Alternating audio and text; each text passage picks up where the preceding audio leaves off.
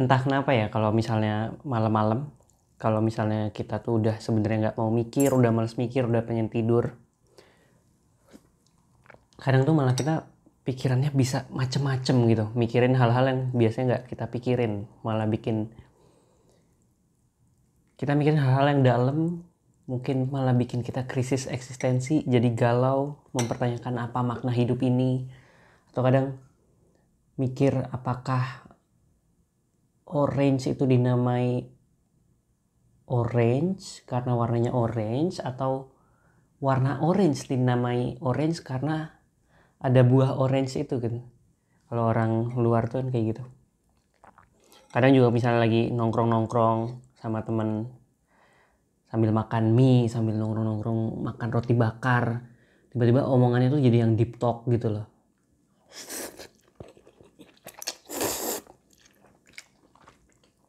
Ini juga kebetulan lagi traveling, dan karena seharian tuh penuh banget gak sempet makan dan bawa soto mie, jadi kita coba bahas obrolan malam ini gitu, obrolan deep talk malam-malam. Dan kali ini videonya kita akan ngebahas tentang kenapa orang bisa galau kalau udah malam-malam tiba-tiba inget semua kenangan sama mantan. Makanya di lagu tuh kalau udah there's nothing good happen after 2 AM gitu kan. Nggak ada hal yang bagus soal percintaan kalau udah lewat jam 2.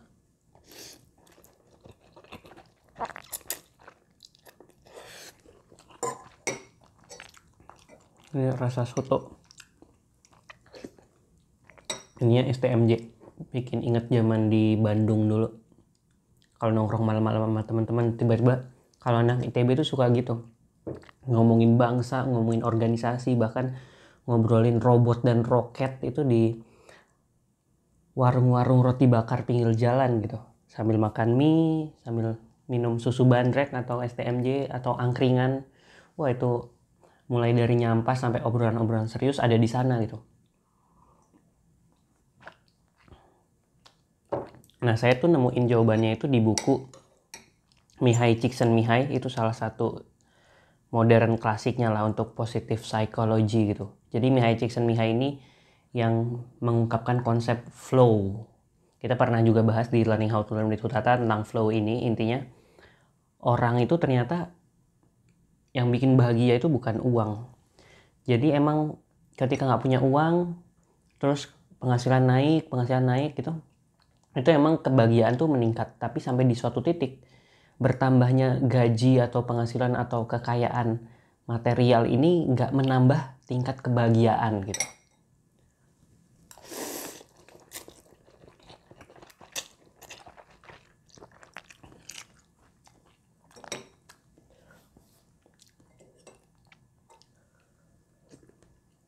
Nah terus kalau kayak gitu apa yang menambah tingkat kebahagiaan? Ternyata ya dia menemukan adanya flow ini di kehidupan sehari-hari itu yang bikin orang tuh jadi bahagia. Flow ini apa sih? Flow ini intinya sih ketika kita tuh terhanyut lah. Kita seru dalam mengerjakan sesuatu sampai lupa waktu, sampai lupa diri gitu. Kita jadi in the zone. Misalnya kalau lagi nge-game, asik banget tuh. Nah, itu kan jadi in the zone. Nah ini kan di game ini memanfaatkan prinsip psikologi ini, flow ini. Nah kita nggak bahas panjang lebar tentang flow-nya, tapi di buku itu cerita sebenarnya apa sih masalah manusia itu, kenapa sih manusia galau. Jadi manusia itu galau tuh biasanya karena ada pertentangan antara apa yang terjadi dalam dirinya dengan apa yang dia bayangkan terjadi gitu, dugaan dia, ekspektasi dia terhadap realitasnya gitu, terhadap apa yang dia dapatkan gitu. Ini membentuk kegalauan eksistensial. Tapi pada dasarnya kegalauan eksistensial ini ada, cuman kita tahan gitu, kita pendam gitu. Jadi emang otak ini pada dasarnya itu random. Dia segala pikiran nih, segala ide ini bertabrakan lah di otak. Jadi kita tuh pada dasarnya akan memikirkan semua hal. Kita akan jadi galau gitu. Kita akan berusaha menabrakkan semua sesuatu, ide ini, ekspektasi kita ini, realitas ini. Saya pengen jadi kaya tapi belum kaya mungkin. Atau saya pengen jadi ganteng tapi lihat cermin kayak nggak ganteng, atau pengen punya cewek tapi single, dan banyak masalah hidup lainnya yang terus tiba-tiba kepikiran di otak gitu, termasuk hal-hal yang membuat pertanyaan gitu seputar alam ini, seputar kehidupan ini, tujuan hidup, makna hidup, apa segala macam. Nah, memang pada dasarnya ada suatu prinsip, suatu teori ya, istilahnya itu psychological entropy gitu. Entropi psikologis, entropi psikis. Itu kalau saya belum baca lagi ya riset-riset terbaru, karena yang namanya pengetahuan tuh terus diperbarui. Bisa jadi ada cara lain atau paradigma lain dalam memandang si teori-teori baru ini. Nah, kalau konsep entropi psikologis itu bilang bahwa ya sama kayak semua hal di alam semesta ini. Semua hal di alam semesta ini entropinya tuh naik. Entropi itu apa sih? Ketidakteraturan lah bisa dibilang, ketidakteraturan. Jadi waktu berjalan maju, terus misalnya telur itu tadinya teratur, tiba-tiba kita pecahin jadi berantakan gitu, dan itu nggak bisa dibalikin lagi jadi telur yang utuh. Artinya dunia ini berjalan dari sesuatu yang teratur menjadi lebih tidak teratur.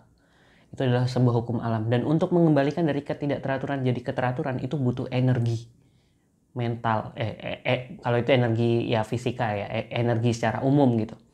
Nah, konsep yang terjadi di fisika ini misalnya kayak ada gelas, terus pecah, tadinya teratur tiba-tiba jadi pecahan kecil-kecil, itu jadi tidak teratur, jadi random. Hal yang sama itu juga terjadi di otak kita gitu, menurut si buku Flow ini dari Mihai Csikszentmihalyi. Jadi di otak kita tuh juga gitu, hal-hal yang tadinya teratur, yang kita pikir semua lancar-lancar aja, hidup tuh dari kecil, SD, SMP, SMA, kuliah, tiba-tiba menjadi makin ke atas tuh makin berat, makin gak jelas gitu masa depan itu kita akan jadi apa, kehidupan setelahnya ngapain, habis lulus tuh bisa kerja kah, terus akan menikah kah, ya kalau nikah, kalau enggak gimana, nah nanti tua gimana, itu udah nggak ada apa ya, nggak ada jalurnya lagi gitu. Padahal tadinya tuh semua teratur, SD, SMP, SMA, pokoknya habis SD pasti lulus SMP, cari SMP, habis SMP nyari SMA, habis SMA nyari kuliah, tapi habis kuliah apa, kerja, habis kerja apa, nikah, habis nikah apa, anak, cari anak, punya anak gitu, terus punya apa, selalu ada terus gitu, berjalan menuju sesuatu yang lebih kompleks, lebih tidak teratur gitu. Dulu hidup gitu mungkin kayak simple, sekarang tuh makin rumit, makin banyak hal yang kita pikirin, dan semakin tua kita tuh jadi lebih filosofis gitu, katanya sih gitu. Termasuk di buku apa,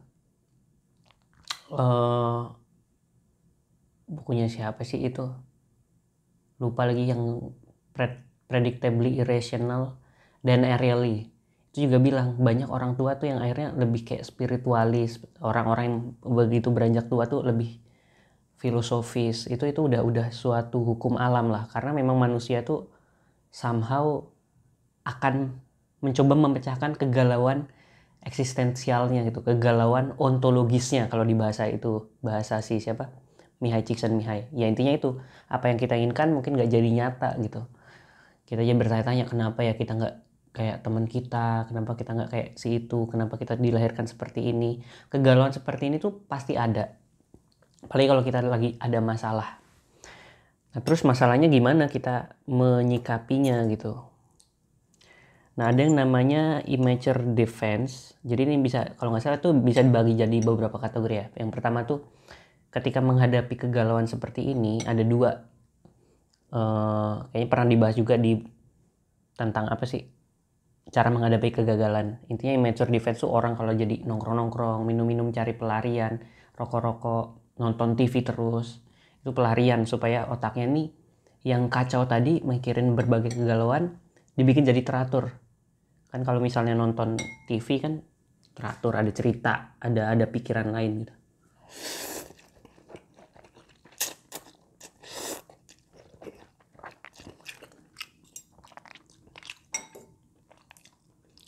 Itu adalah immature defense gitu, pertahanan diri yang tidak dewasa.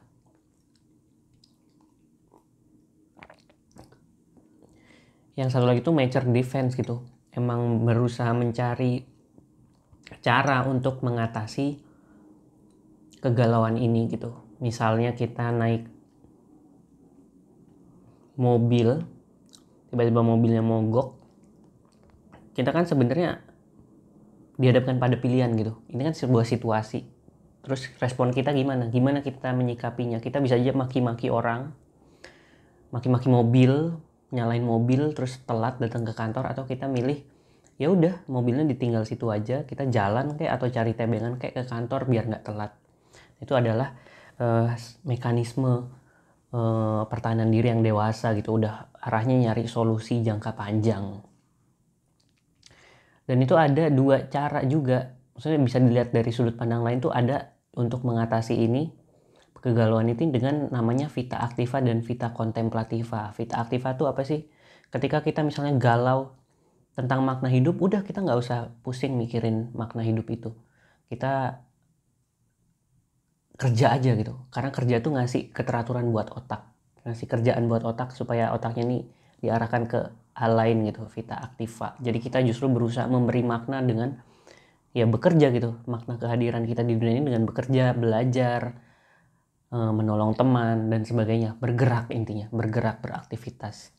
Dan yang kedua adalah vita contemplativa, dengan merenung, dengan mikirin lagi, mencari makna, mencoba menginterpretasikan hikmah atau apa ya, kebijaksanaan di balik semua yang kita alami. Mungkin pada suatu titik kita merasa sebagai orang paling menderita di dunia, tapi nanti mungkin di masa depan kita melihat, oh kalau dulu kita nggak mengalami itu semua, kita nggak jadi kayak gini, kita nggak jadi pribadi yang lebih kuat, kita nggak jadi pribadi yang lebih tangguh kalau dulu nggak pernah gagal.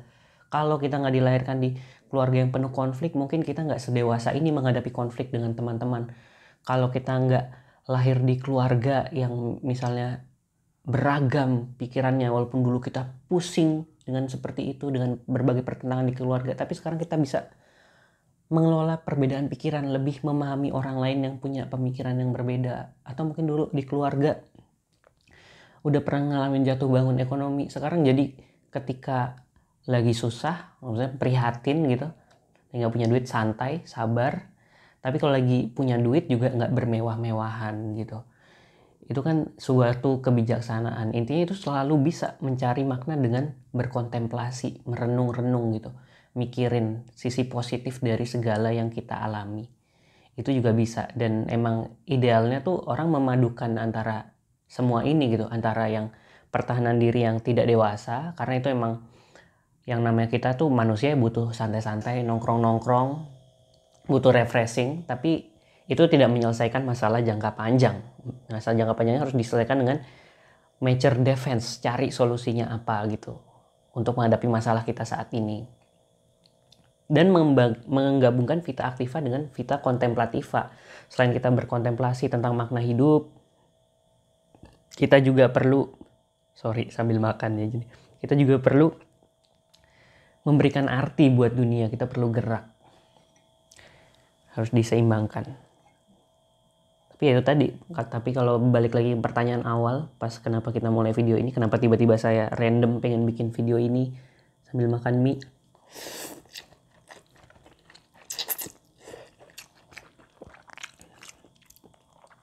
Ya itu terjadi karena otak kita pada dasarnya emang random. Otak kita tuh pokoknya saling menembakkan sirkuit-sirkuit neuron di otak inilah, jadi mikirin segala macam ide. Ide ini random aja, asal aja, tiba-tiba kepikiran ini, magis gitu. Dan itu pun masih dipelajari juga, gimana sih orang tuh bisa punya kesadaran, punya ide-ide di sini, karena kesadaran ini mungkin kumpulan ide-ide juga kan.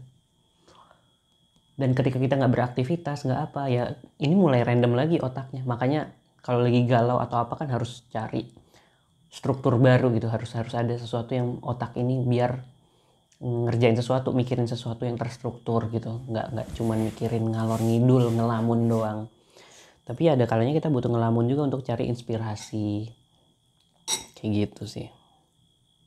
Makanya ada yang bilang kalau banyak orang tuh nggak berani sendiri karena takut dengan pikirannya sendiri, takut dengan segala kegalauannya. Makanya beruntunglah orang-orang yang bisa menaklukkan kesendiriannya, yang dia tuh bisa berkontemplasi, punya kemerdekaan berpikir gitu, bisa lepas dari kegalauan-kegalauan ini tanpa butuh ngobrol sama orang lain. Wah itu hebat gitu. Kayak orang zaman dulu suka meditasi gitu kan.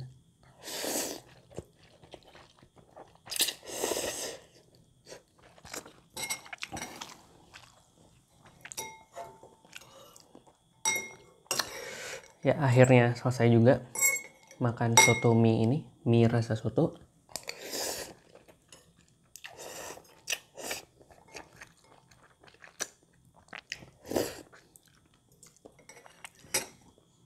Ya gimana menurut kamu? Kamu sendiri sering nggak mengalami kegalauan kayak gitu? Apa hal yang kadang kamu bikin kesel, nggak bisa tidur gara-gara mikirin ini padahal tadi udah mau tidur gitu? Ya otak emang random kan. Kalau disuruh mikir nggak bisa, giliran kita mau istirahat malah mikir macem-macem. Tuh kayak gitu.